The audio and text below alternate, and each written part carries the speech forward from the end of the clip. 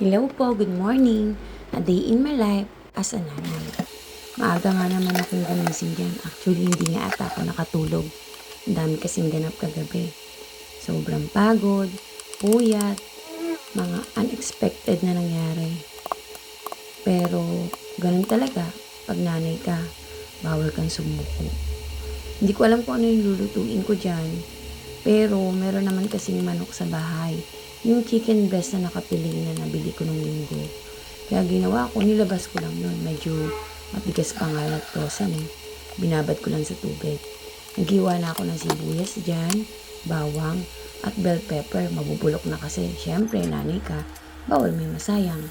Nagprito lang ako dyan, naggisa ako ng bawang at sibuyas. Tapos, isusunod ko na ilagay naman ko dyan. Para kahit pa paano, ma-defrost na rin siya dyan.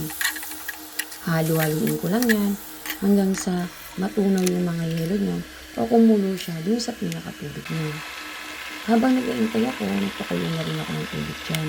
Kasi para kahit papano, si ate makapag-milo man lang para mainitan yung tiyan niya.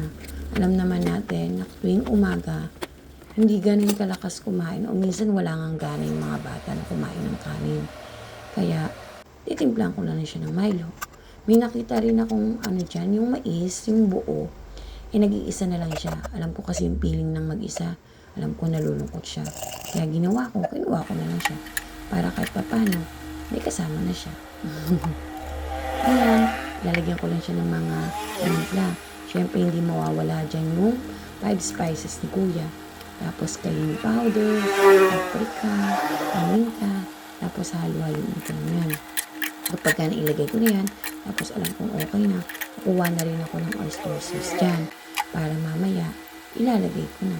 Tapos, halo-haluin ko lang ulit yan.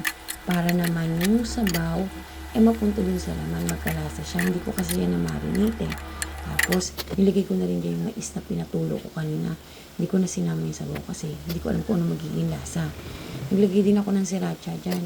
Yung mga bata kasi, medyo gusto nila yung medyo may konting anghang. May konting sipa lang.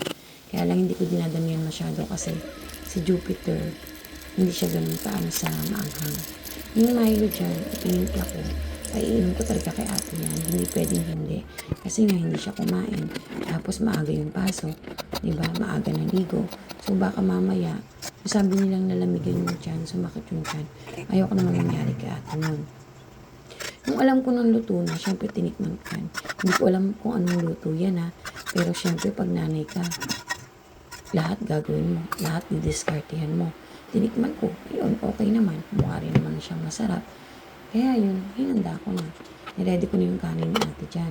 Yung kanin dyan is kagabi pa. Wala yung bawas. Kaya inisip ko, paano kaya ito baka mapanis? Sinigyan ko lang uli ng konting suka. Tapos ininit ko sa rice cooker. Syempre, rice cooker natin, Kiowa. Yan talaga yung matiba at subok ko na rice cooker eh. Tapos, ginawa ko, dinurog-durog ko lang yung kanin, nilagay ko sa baonan ni ate. Naglagay din ako ng water tapos yan para kahit paano may matamis si ate. Pero si ate, hindi naman talaga siya mahilig sa matamis. Kaya lang, para kahit paano baka mamaya may gusto siyang ibang panlasa. Nilagay ko na siya sa baonan. Si Kuya, as usual yun, nagtimbang-timbang na naman. Sige po, bye!